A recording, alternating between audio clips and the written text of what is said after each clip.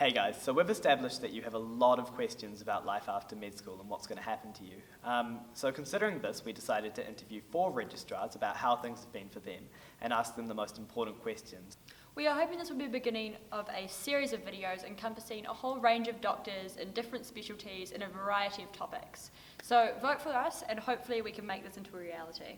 If you guys go watch this on YouTube, you can actually fast track your way through the questions by clicking on the links down below.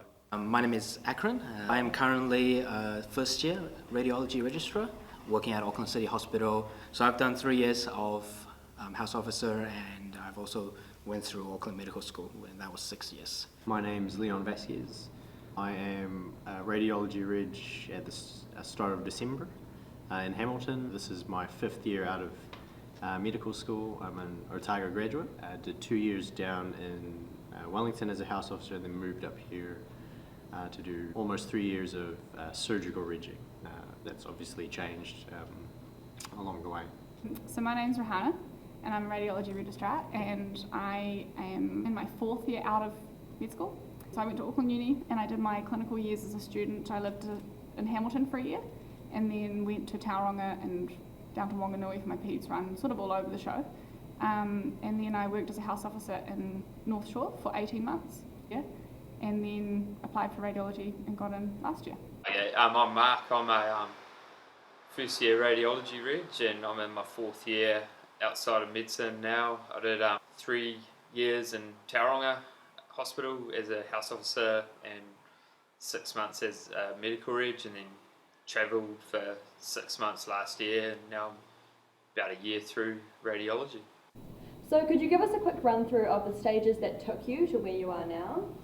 So you sort of start your clinical runs in 4th year, and you spend basically all year at the hospital, and you might have sort of 2 weeks of lectures throughout the year, and sort of the same setup for 5th year. And then TI year, you're basically just on the wards. You kind of act as a house officer, learn the ropes, and you don't have a lot of university time at all, and you get to do your elective, and then you apply for a house officer job. People go all around the country, and you tend to spend the first year of your house officer year at the same hospital, so you can sort of get used to the scene and how it works, and then after that you'll be rotating as a house surgeon or house officer, the same thing.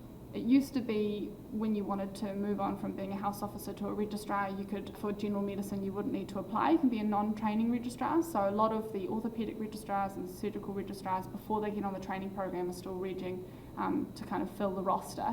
And you usually need to do that for a year or 2 until you know enough people on the board to apply. And then you apply for your training program once you've found your sort of region of interest, and that's about 3 years, I think, for GP, up to sort of 5 or 6 years for the other specialties, and then you're a consultant. Was there anything that you got particularly nervous about? Yeah, I think everyone gets nervous about their first long day. You're either on admitting, where you're with your registrar, admitting the new patients, or covering the wards, and ward calls like just notorious for being busy and throwing you in situations that you're not comfortable with, and everyone dreads that, and their first night shift, but it's never as bad as what you think. I would have to say not being in control. I like it that things are happening to my expectation. When you in uni, you study for something and you see an exam question, and that basically asks you exactly what you study, you feel very at ease. I can tell you most of the time that doesn't happen. There will always be times where they're asking you questions, or the patients are, deteriorating, and you just don't expect that. And you don't know what to do with that. And that is actually quite, unnerving, coming from a background where we are supposed to be quite successful, quite intelligent people, and all of a sudden we're put in a situation where we are completely out of our depth. Even today, that still makes me quite nervous. How did you go about getting into a program that you were interested in? They have, in your first year as a house officer, 3 days that you can go and have experiential time in a department of your choice, because, for example, radiology you can't do as a run, so you don't really know if you like it until you're on the training program, which is a bit tricky.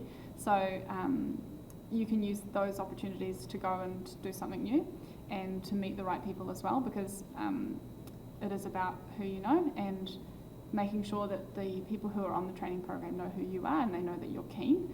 You don't want to be annoying about it, but you've got to strike that balance. But it can be difficult because not everyone has the confidence to just walk up to a head of department and introduce yourself. So using those experiential days can be quite useful to do that. You learn what you like more as you go through. I used to really like procedures and stuff, which you do heaps in ICU and anaesthetics.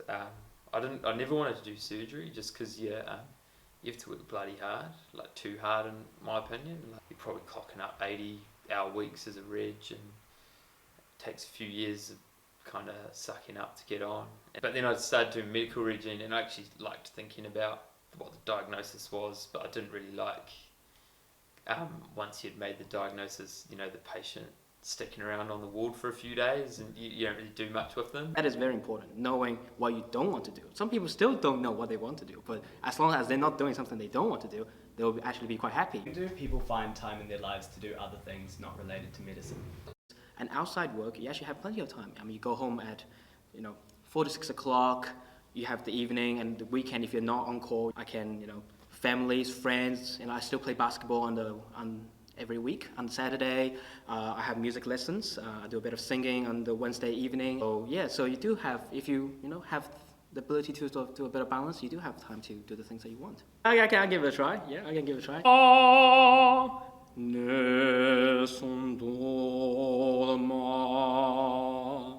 Yeah, I mean, you still have a social life. I think when I first got in, I thought that I'm just going to have to cut out everything for some indefinite amount of time, but you have to make sure that you're doing exercise or your hobbies and know that they will take a hit with your extended hours and long days and weekends.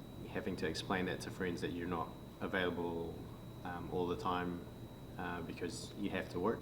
You learn time management at university, studying for exams and things, so I don't think it's difficult as it seems early on.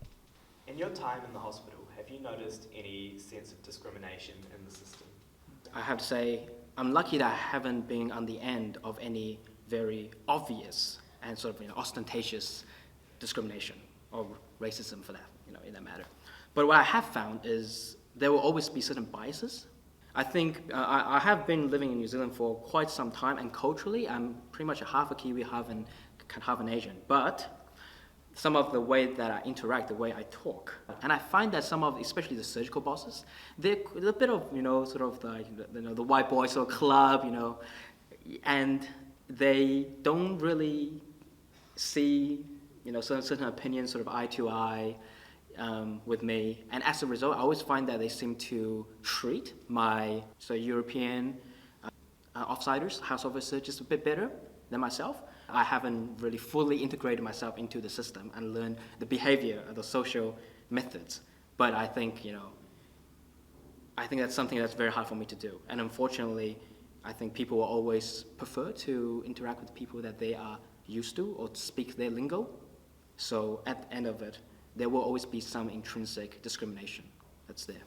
I think in terms of getting on training programs, I still think there is a sense of, well, should we take as many females as we are, because we know that maybe a few of them will take time off to have babies when they're registrars, and it's really annoying because suddenly there are gaps in the roster and this and that. They're not allowed to ask you in the interviews, what are your plans on having children or anything like that. That's like a big no-no. So I guess they sort of think, if you're of the age where you might have kids, we'd be more inclined to take a male instead of a female. That might happen. I've had a real problem with charge nurses and with nurses on the ward and sonographers and other females in positions where, particularly as you're a house officer, they can kind of push you around and boss you around a lot, and doesn't tend to happen to the boys. They tend to quite like the boys, and boys often use that to their advantage. But I've certainly been bullied by older females quite a bit. If you could go back, what advice do you wish you were given before going into the hospital? As a student, you just got to back yourself. Like how you learn is by making mistakes. And I found when I was a medical registrar that a lot of students just were too scared to make mistakes. Whereas I'd probably, as their reg, I just wanted them to get in there, take a history, examine the patient to the best what they could. Just, get knees deep in it. Don't worry about making mistakes. Just be yourself as well. Like you don't, if you're a casual person, just be casual. If you're a bit of a funny person, you're allowed to share a joke or whatever. And, I think too many people think they have to be a little bit too formal in the hospital and things like that. One, don't take yourself too seriously, because people get stressed and burned out with all of the workload and things. A lot of the stress and anxiety can be self-inflicted when you just think of the doom and gloom. It's like, oh, I've got 30 jobs to do, and you will always have time to eat. Most things will be okay. Or finding those stress management tools and making sure that you know that it's not going to be the end of the world, that you need to take time out for yourself.